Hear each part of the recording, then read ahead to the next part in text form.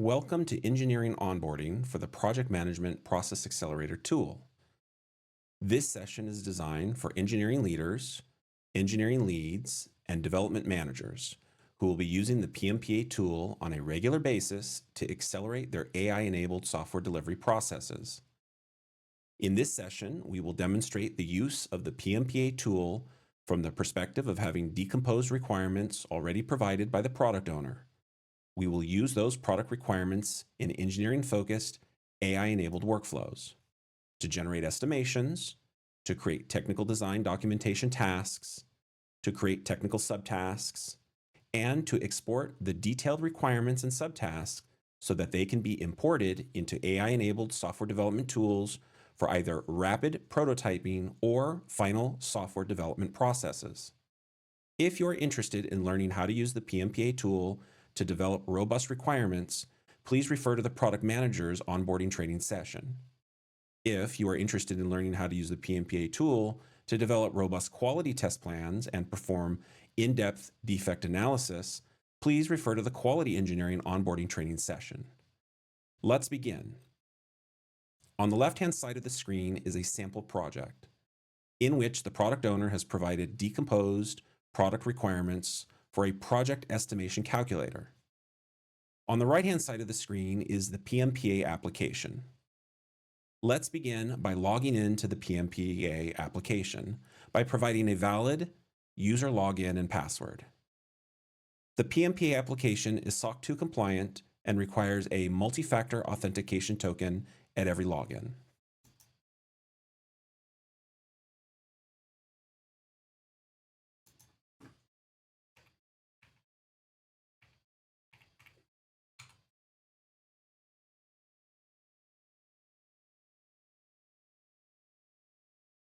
A successful login will land the user at the workflow dashboard. The workflow dashboard shows the user the full collection of AI-enabled workflows. Depending on the user's role, workflows that are enabled will be colored. Those that are not will be grayed out and have a locked symbol next to them. First, we will examine the feature estimation workflow. Before we continue, each workflow has a help and FAQ section to the left of the workflow. In the help and FAQ section, you will find expandable information that is helpful or contains FAQ information about that specific workflow. Expanding the help and FAQ section will give more detail related to that help or FAQ question. Upvote and downvote functionality is available for each FAQ. Collapsing the FAQ and expanding the FAQ is available for each workflow. For now, we will collapse the help and FAQ section. The feature estimation workflow allows the user to provide a BVP entity and analyze the written business requirements in the BVP and all of the children epics, which describe features, and any supporting technical documentation and attachments which have been provided in the BVP and epics, and provide sizing estimations at the epic level. The user will provide the BVP and will receive estimation values in the AI-based sizing and estimation field within the epic.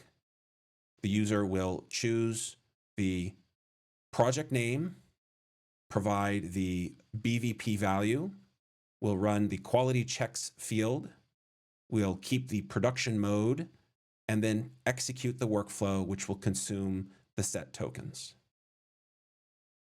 In the epics under that BVP, a field called AI-based sizing and estimation will be populated with a non-AI-based implementation estimation. This can be used as a baseline for a not to exceeds value for completing the work. This includes all design work, implementation work, QA work, and any other software delivery activities based on the requirements provided.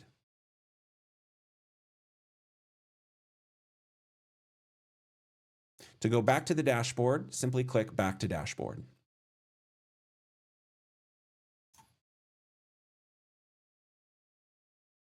In the next workflow, we will analyze the story level complexity estimation workflow, which uses the A to Z complexity estimation methodology.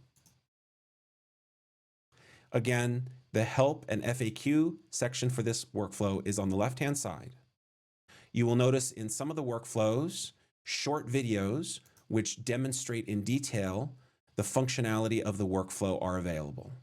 These can be watched in a separate window which will open when you click on them. For now, let's hide the help and FAQ section. This workflow, when given in Epic, analyzes any links to the technical design documentation if provided, the Epic itself, which should describe a feature, any related user stories, which are children of the Epic, and any information which are in the Epic, and should use the A to Z story pointing methodology, which is known by the AI agent, and will populate each individual user story, the story point estimation field, with the story pointing details for that specific user story. Simply provide the project name, provide the Epic ID, run the quality check, execute the workflow, and your tokens will be consumed. Check in each user story for the field story point estimation in order to see the results. Return to the dashboard by hitting the Back to Dashboard button. The next workflow we will look at is the Create Technical Design Documentation Task workflow. This workflow creates the tasks that are designated to create documentation. The user will provide the Epic, which describes a feature, and the AI engine will analyze the business requirements which are contained within that feature, any related user stories, and will discern what type of technical documentation tasks need to be created, which can be assigned to your architect, your technical lead, or other individuals on the team to create technical documentation. This does not create technical documentation, but creates the tasks in the system to create technical documentation. The output of this workflow are documentation tasks to create documentation. The user provides the project, the issue ID at the Epic level, runs the quality checks, ensures that it's in production mode, and then executes the workflow. Use the Back to Dashboard button to return to the dashboard menu. The next workflow we will examine is the Create Technical Subtasks workflow. This AI-enabled workflow will actually create the detailed subtasks under each user story. To use this workflow, provide the project name and the Epic issue ID. The AI engine will analyze the Epic, which describes the business requirements at the feature level. It will also analyze any linked technical design document. It will analyze each user story underneath that Epic, as well as all of the details within each user story, including complexity estimation grids and any details within those user stories. And for each user story, it will create a comprehensive list of technical subtasks. Those technical subtasks will contain details that give direction to a technical team or can be providing information directly to an AI engine to perform technical work. This technical work is designed specifically to satisfy the acceptance criteria or technical or business requirements given in the user story and the epic. As many subtasks will be created as are necessary to meet the design and or business requirements. Provide the project name, the epic ID, set to production mode, and then this workflow allows the user to first gather particular user stories and then execute only the workflow for the user stories desired. So that way you don't always have to run for all user stories underneath an epic. The user can choose which user stories they want to run this workflow for so they can be selective. Use the Back to Dashboard button to return to the dashboard. The final workflow we'll look at is the export requirements workflow. Now that you have created the user stories from the product owner, you've created the subtasks, which break things down into the smaller technical tasks. You have design documentation tasks and working with the quality team to create test plans, test cases. You can now export the requirements such that you can put this into a prototyping system, or you can directly put this into a code generation system or IDE environment. Select the project and then choose the BVP for which you want to export.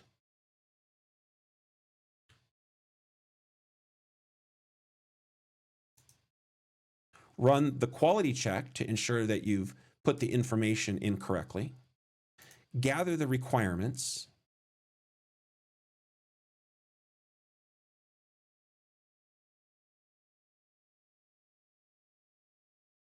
And then choose exactly which requirements you want to export to be used to generate. For simplicity's sake, we'll choose a smaller set of requirements here for our demonstration.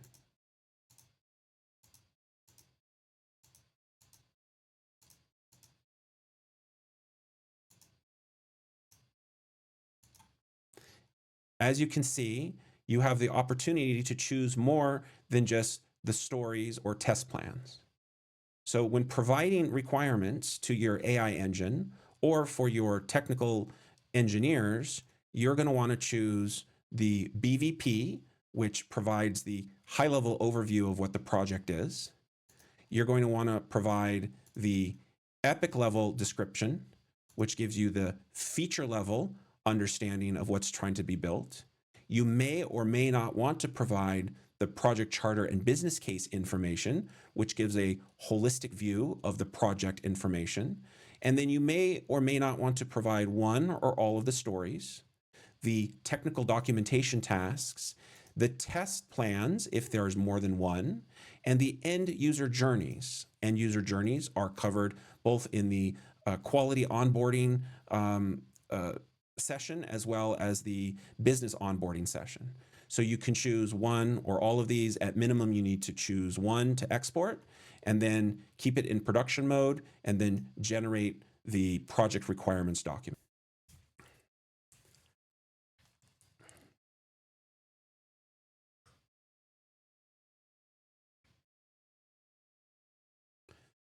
The PRD document will be generated in a simple text markdown document as shown here on the screen. The PRD document can be copied and pasted into the system clipboard by simply just dragging and copying and pasting, or can be exported and then downloaded to the local system and then saved and then loaded up into the IDE. The saving of all of the requirements is started from the top by the BVP, the project charter, and then sequentially down into the epic feature, and then all of the sub items, the user stories, the end user journeys, and each has their own key, JIRA key item.